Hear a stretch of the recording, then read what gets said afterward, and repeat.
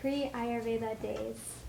I went to college in New York City, where I was first exposed to yoga, and then that later led to being exposed to Ayurveda. I was a business student at the time. I remember being so active, so busy, running around, and pretty much just eating off of every street corner, because in New York, they have so many people who are so ready to feed you whatever they have to offer. And when you're busy and you're on the go, you don't really have time to think about these things, You just kind of take whatever is there and you put it in, and I would eat at all different hours of day and night. One of my favorite things to do as a college student was to actually go out at 2 in the morning for ice cream sandwiches with my best friend. So this was our college fun, and it's fun to look back on these experiences because thankfully I'm no longer doing that, and now I know actually what this is doing to my body. I remember just running around, and then I would collapse. It would be so tiring being in this competitive environment, especially when I was doing my internships. I would be on the phone with people from London in the morning, staying late to talk to people from Asia in the evening, and then I would just catch up my sleep on the weekend, just to recover from all of the stress of the whole week that had preceded this. It was a very exhausting life. It was basically my searching for approval. I just wanted someone to approve me, someone to tell me outside of myself that you are okay, that you are good enough, that you can achieve whatever it is that is to be achieved. And I worked so hard to try to do that, to the extent that I really just burnt myself out. And that was just doing internships in New York. So this really led to a very important spiritual journey that I think actually started much before college. When I was a teenager, I had experienced a lot of eating disorders. This was really like a soul's calling that I had to know who I really am. I thought by taking control of this one thing that we all need, which is food, I could somehow have total control and mastery over my mind and my body and myself. It was this control that I was seeking because I thought that would lead me to power, personal power, and then ultimately to happiness. Because that's what we're all looking for, right? Is this peace of mind, the happiness, the sense of being enough of ourselves. And only in discovering Ayurveda, through going to India after I had finished my college years, did I really get to feel a different way of being. The first time I really got exposed to Ayurveda was by living by Ayurveda's daily routines, and especially in eating the Ayurvedic foods at the ashram I had done my initial yoga teacher training at in India. I remember leaving there having 2 questions in my mind and in my heart. 1, how do I feel this way all the time? And 2, where on earth can I learn how to make this Ayurveda food? So I set this intention out into the universe that I really want to continue on this path, and I want Ayurveda to be in my life just as much as yoga. And 2 short years later, I found myself in this very space of Vedika Global, being completely blessed in every possible way with the food, starting with the food. And it just has transformed my whole life into this amazing experience of my own wholeness and my own fullness. That I am complete in and of myself. I don't need to go around calling all these random investment bankers and people from, London to China to prove somehow that I'm worthy.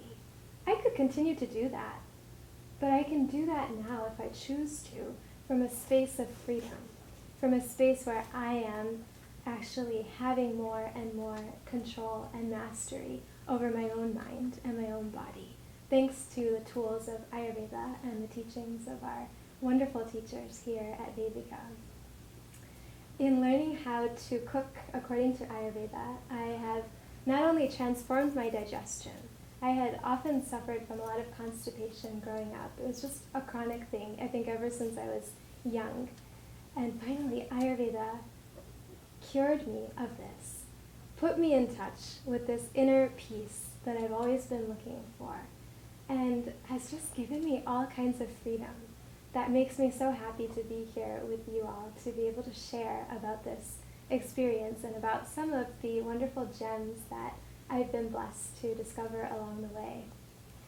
I will share with you that one of the best parts of finally learning and practicing cooking the kinds of foods that we have learned here, thanks to teachers like Sanjayji and his wonderful student Manasini, who will be teaching you a wonderful recipe here today, I have been able to not only do this, but actually had the opportunity to serve my teacher, Sanjayji and Shunyaji, food.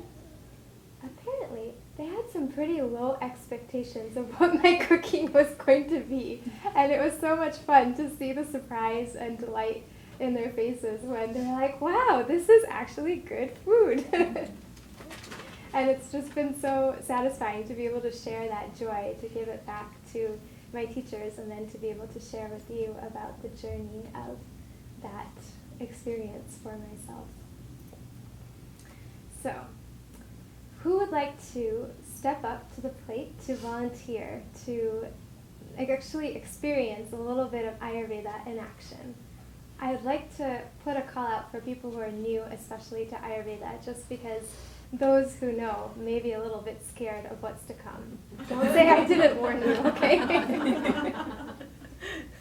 Yes, come on up. You can just come on up. We need 4 volunteers. So you can come on up.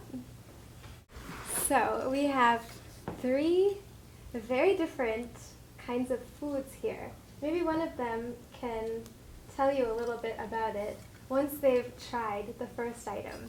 So the first item is, I'll just show you, some baby corn that has been brought to you courtesy of Green Giant Canned Foods.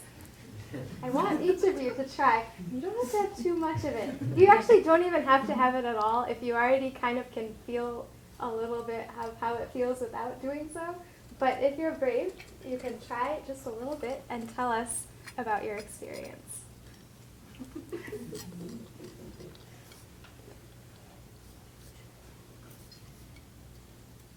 Anyone like to share first? Lori? Very salty. Very salty. Mm-hmm. Alicia? It tastes a little bit dead. Like it's not quite there. Yeah, I love that. A little bit dead. Like it's not quite there. I think that's a perfect description. Did you try it? Yes, there's a lack of vibrancy and flavor. Lack of vibrancy Yeah, and flavor. definitely the opposite of live food. Yes. Yeah, just different than fresh corn. It's a different flavor completely, in my opinion. Yeah. A little soggy too. A little soggy, a little dead, a little lacking in vibrancy. So this type of food that the corn is a sample of is called in Ayurveda as tamasic. So tamas is spelled Tamas. And this is a great example. Something that comes to you from a can, something that's old, something that's dead, and something that tastes very salty, very processed, and, pretty gross. This is something that actually makes us start to feel that way too. That's something they don't tell you on the advertisements for the Green Giant. It's all written to be that this is healthy, this is good for you. You put this in your food, you will feel good. But actually you don't. You actually start to feel, like you said, like lacking life. You feel this kind of darkness, depression, denial. All of these things come when we have too much of tamas in our mind and our body. And our mind and our body are so deeply connected that when we eat this kind of food, we actually start to feel that way too. So the next quality that we'll explore will be manifest through a very red food item. Do you want to try it first, and then maybe we can show them? Or maybe you can pick one up and just show them as you're trying it. So these are flaming hot Cheetos. And for those of you who have been coming to our Ayurveda Sanghas or who may be watching us on YouTube, please note, this is the one and only time you will ever see flaming hot Cheetos at Vedika Global, I assure you. So we're capturing the moment with photographs and documentation because it will never happen again. So how was your experience? It's hot. It's hot, Yeah. yes. Yeah. You know, yeah, it's hot and not food-like, I would say. It's kind of not real food. It's like a product. Mm-hmm. Food-like product, yes. Thank you. It's nourishing like the evil within me. They would want to just like could have easily imagined sitting down and eating the whole bag. And like that evil being nourished, but then at the end, like the life of me being killed off. I think he read the lecture notes. Definitely like, and the corn I probably wouldn't want any more of. Yeah. This I could like imagine, ooh, yeah, it tastes good. It's like this evil temptation pulling in. Yeah, it kind of Yeah. sucks you in, right? It's like, eat more, like that Pringles commercial. Once you pop, the fun don't stop. But actually, it does stop, and it starts becoming very not fun after a while. Thank you. How was yours? So it was kind of numbing to my tongue at first, and then I felt like a little kind of a sharp fire, and I really, really like spicy stuff. And I'm like this gentleman here. I was excited when I saw this on the plate because I love Cheetos, and I know they're really bad for you, but I really like them. So there's kind of a pull between don't eat it and oh, yum. Yeah. I'm glad you brought that up. The pull between wanting to eat it and not wanting to eat it. And the fire. Mm-hmm. Yeah. And Lori? Let's see, very, very spicy, but a more artificial heat in my mouth and even going down into my throat. Yeah, so you could feel that heat here. And even now, there's still a little bit of a heat. Yeah. Mhm. Yeah, so I think all of our wonderful volunteers have done a great job of it, describing exactly what is the second quality that we're learning in Ayurveda, which is rajas. Rajas is spelled R-A-J-A-S, and this is connected with fire, heat, intensity, passion. You think in real life it's motion, it's, being productive, overly productive, to the point where you exhaust yourself, like I had exhausted myself in New York City. Rajas makes us feel like we want to do everything, we just want to go out, get things done, have things our way. It's kind of that, like you said, that little evil temptation that comes in and tells us that things should be this way, it can at worst even bring up feelings of anger and violence and wanting to get into arguments and overly competitive nature. We need some of rajas, we need some of tamas, because if we didn't have any tamas, we wouldn't be able to sleep.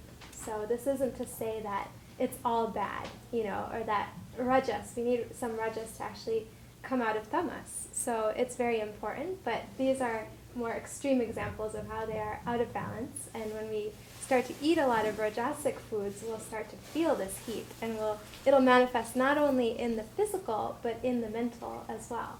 So that's why we actually feel so agitated when we have really spicy food. It's very easy to start to get into arguments, and it's easy to, just kind of go crazy afterwards.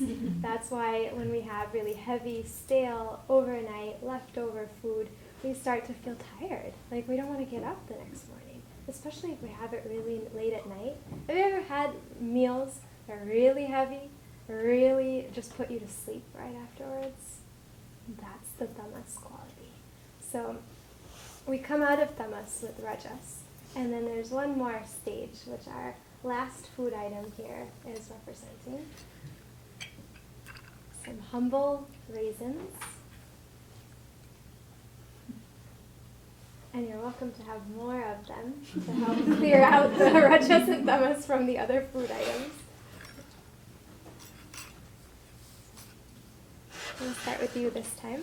How are the raisins feeling? Refreshing from the Cheetos.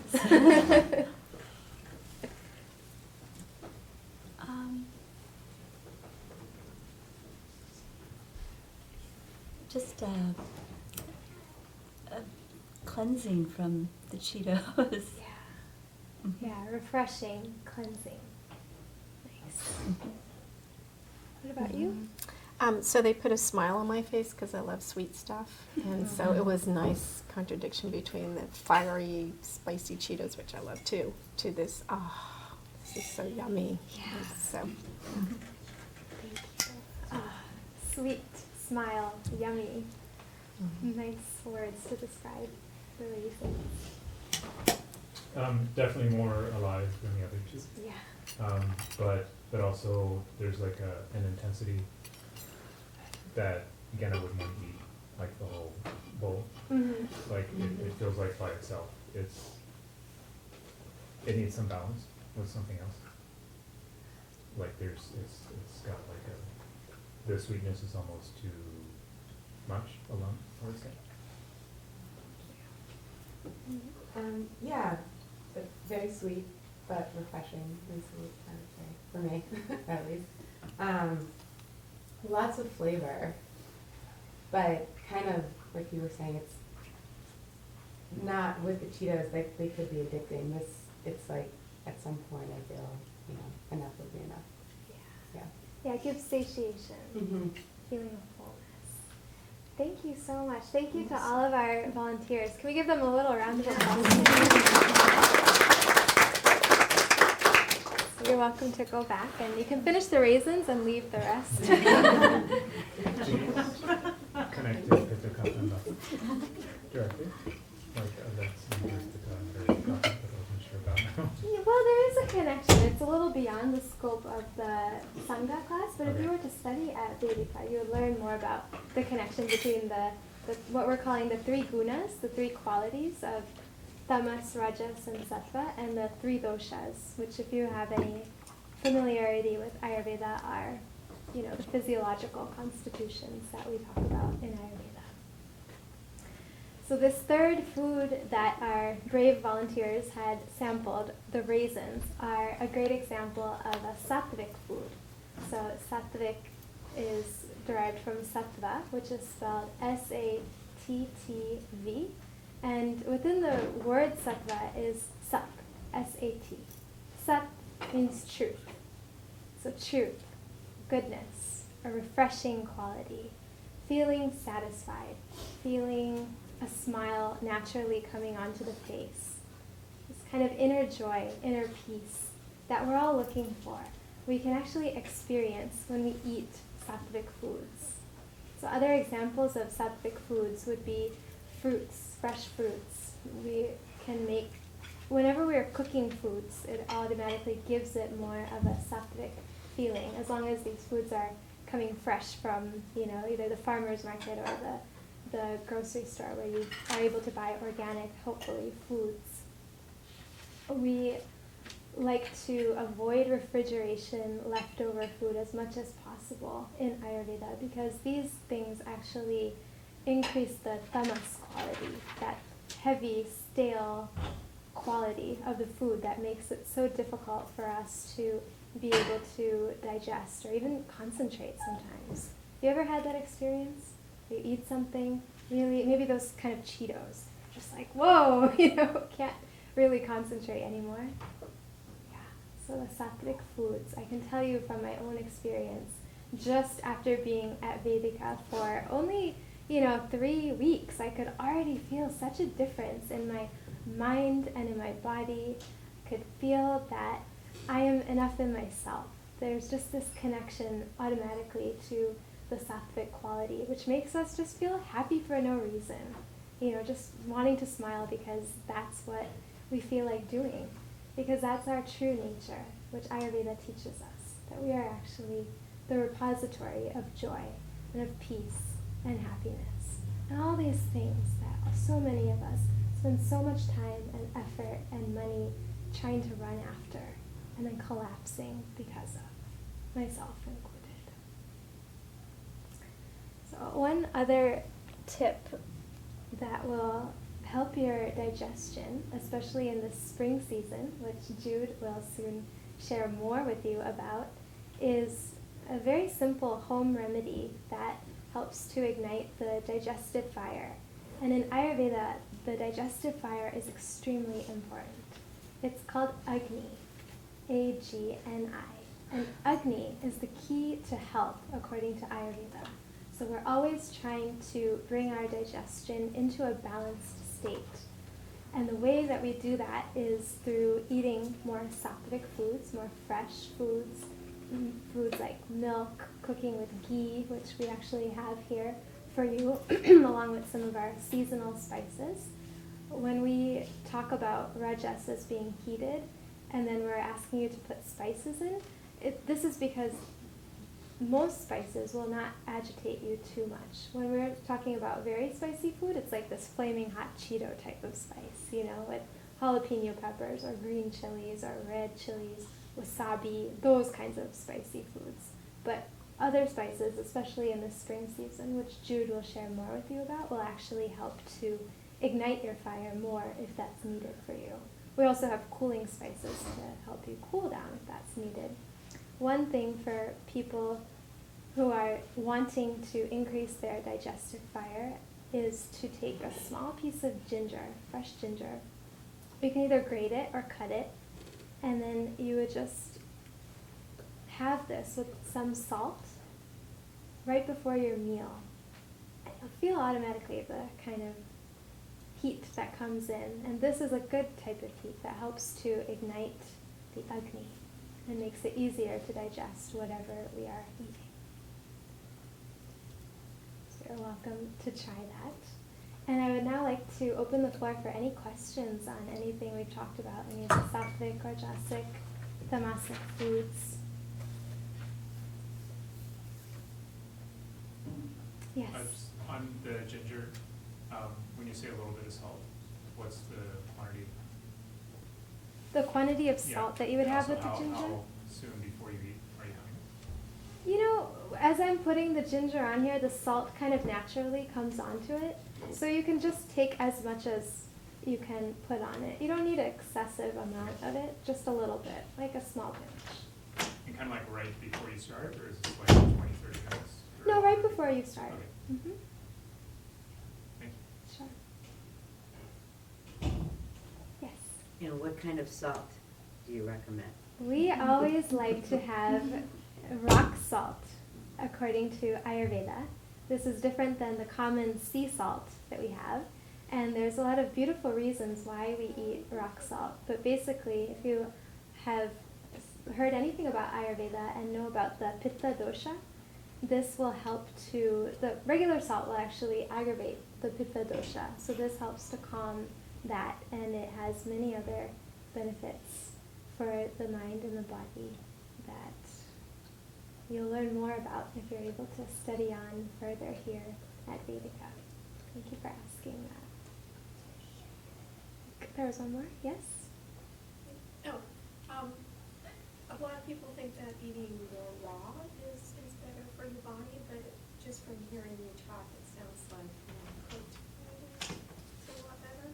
Yes, in general, Ayurveda would always recommend cooked food to raw food, because whenever we're cooking the food, we're actually allowing it to be more easily digested, because the fire that comes from cooking is a type of fire. So whenever we have the fire ready to digest the food, it's like it pre-processes it so that our own fire doesn't have to work so hard as a result. That's why we actually are able to better digest the food. Another thing is that if you have a fire and you put ice onto the fire, or you put cold water or cold things on the fire, then what happens? No more fire. So the same principle holds true with our inner digestive fire. If we put warm things into it, like warm water, warm cooked foods, then we're able to benefit from the digestive power that our fire inside our body gives us. But if we are giving a lot of cold things, then we tend to put out our own fire. So that's why, in a nutshell, Ayurveda would say. So smoothies and cold smoothies in the morning, kale smoothies is not such a good idea. Not according to Ayurveda. Sorry. I know there's a lot of saying goodbye in Ayurveda. I also should share with you that I loved frozen yogurt when I was in New York. And in New York, there's more and more frozen yogurt places showing up at every single corner. So you can imagine how distressing this was to learn that frozen yogurt is one of the worst things you can possibly have according to Ayurveda. Our teacher Shunyaji said you may need to actually have some time that you spend with your most favorite foods to just give it a really good, proper farewell.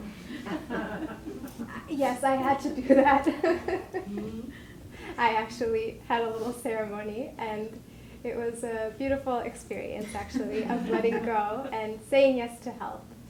So, you know, if you're on certain things that you know maybe are more rajasic or tamasic, according to this lecture or other things you're learning, just give yourself time to gradually start to reduce them. You don't have to cut it out immediately, because change should always be gradual. But what is gradual is more sustainable. One more question, and then we'll move on to our next item. Yes? Do you have any advice for the leftovers? Like, let's say you're cooking for yourself and, you know, honoring the food and not eating the packaged stuff. Yes. But if the life is so busy that you need to make stuff and have it last for a day or two, is there any way to sort of mitigate the tamas that might build in the food as it sits in the fridge for a day? Sure. So what I actually will do, if it's just for one day, or maybe I want to eat the food the next day, is just keep the food in a container outside of the refrigerator. So it's covered, but it doesn't have to go into the refrigerator where there's more tamas, because it's dark and it's really cold in there. So it usually tastes okay, you know, of doing that, if there's no other option. But one other suggestion is you can use a crock pot. That ends up being a really good time saver for people who don't have the time necessarily to cook. You can just chop the same vegetables that you might be putting into a salad, for example, into a crock pot. You can make a soup out of it, you can make it with rice or lentils, and then it's ready for you when you want it. And you can even get lunch-sized crock pots that are able to plug into the wall. So when you do that at work, it actually warms up the food for you. So you're able to take it with you and have it that way. So now we'll learn a very wonderful pranayama for digestion. This is called Kapalabhati. You can make yourselves comfortable for this. This is a very powerful digestive pranayama. It really kindles the digestive fire. It gives a glow to the face. It helps to destroy phlegm. It helps with obesity and diabetes and a lot of the conditions that may be coming up in the spring, which Jude will tell you more about what's going on in this season. The Kapalabhati pranayama also defeats chronic constipation, and it just brings about a sense of inner joy, and you'll even feel a kind of glow coming into your face. It literally means skull shining in Sanskrit. So this is a very wonderful pranayama. If you are on your menstrual cycle, it is contraindicated. It's also contraindicated for anyone who may be having a lot of heat-related conditions. So if you know that you have a lot of pitta in your body, you can still do it, but you might just do it less. We always teach to respect and listen to your body. So if anything in yoga or pranayama does not feel comfortable for you, then do not do it and do not feel bad about it. It's very important to honor yourself and to honor your body. So I'll go ahead and demonstrate one round of this pranayama, and then we can go ahead and experience it together. So we're basically just taking in a deep breath through the nose with the mouth closed. And then we're exhaling rapidly and pumping the abdomen as we do so.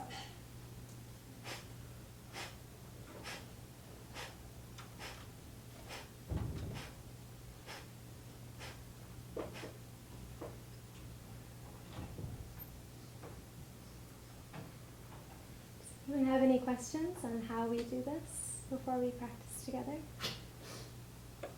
No? Okay. You can go ahead and close your eyes. And just take a couple of deep breaths in through the nose, keeping the mouth closed. Make sure you exhale fully.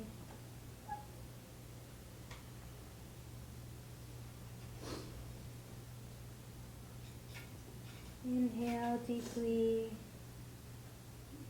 Exhale completely. And on the next inhale, we'll begin our exhalation afterwards. So inhaling.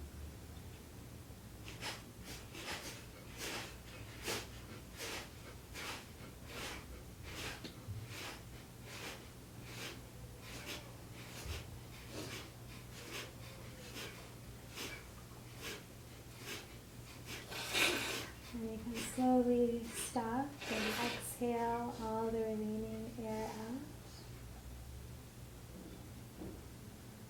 Then just take another deep breath in, deep breath out.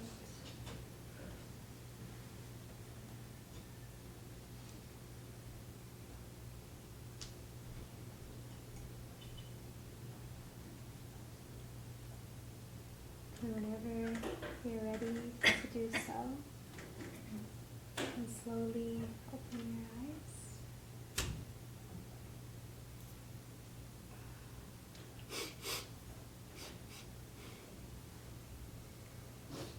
Any questions now that we've done it? How many rounds this would you do? Yes, good question. She asked how many rounds of this Kapalabhati pranayama would you do? We recommend starting out with one round of 10 exhalations, and then you can work your way up to eventually doing 3 rounds of 10 exhalations, taking a good enough break in between.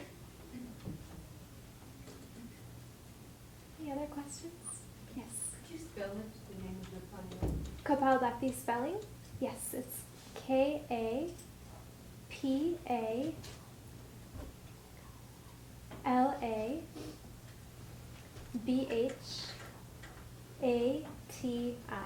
Kapalabhati.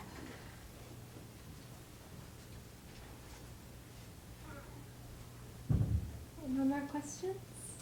I'd love to hear one feedback on someone's experience in practicing Kapalabhati.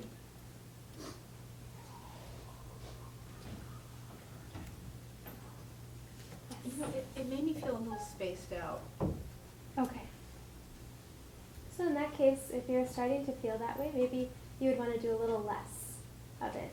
Whenever you're feeling spaced out or very lightheaded, then you know it might be too much for you and you might want to start slower. So maybe you would even do 5 exhalations instead of 10. So when you say 10 exhalations, is that like you have an inhalation and you just do 10 rapid exhalations to finish? It's not like you do it 10, you take 10 inhalations and then do all your exhalations. No. So one round is actually where you take 1 inhalation and then you do all of the exhalations. Thank you. And then you would begin, you take a break and then you would begin another round. So that's when we're pumping. Mm-hmm. This is what we do.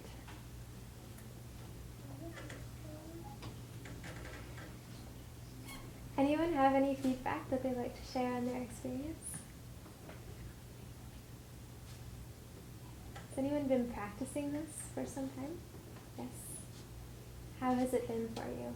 I love it. I sometimes will wake up and just practice a lot more than 3 rounds of 10, and it just feels as good as a cup of coffee. Only sustainable, you know. Yes, exactly. It feels as good as a cup of coffee. It gives us that much energy. Yeah. Definitely. Anyone else? Anything to share? I also wanted to let you know that I will be teaching a special Surya Namaskar yoga series, as Tracy mentioned at the beginning. We have flyers available in the back of the room. This is the Surya Namaskar as was taught to our teacher, Shunyaji, by her grandfather, who had learned from master yogis in the Himalayas, as well as from his father in Ayodhya, India. It's quite different from how yoga in general is taught in the modern world. We are really reconnecting with our bodies and our spirits, and the purpose of yoga is really for Atmabodha, which means awakening to the truth of our spiritual nature. So we always honor that goal, and we are really blessed to learn all sorts of deep ways to go into Surya Namaskar, even beyond just the asanas. But there are actually mantras, and there's a chakra connection with each asana. There's some specific prana flow, as well as the 12 names of the sun that we will learn, and how they connect with ourselves and our health and our life. Definitely feel free to ask me any questions about this. I will also be teaching one stress management workshop on April 27th. So if you or anyone you know is experiencing a lot of stress, I know I was once there, then please do join me on Sunday, April 27th from 10 to 1 p.m. We'll have some Ayurveda as well as yoga tips that you can practice to help reduce the amount of stress that you're experiencing in your life. It will also serve as a great kind of sample class for anyone who might be interested in joining our 2-month self-care course. We will have a wonderful Ayurvedic lunch served from 12:30 to 1, and it will just be a wonderful time. So please do join me if you can, and let everyone know who you think can really benefit from this knowledge and experience. Thank you so much.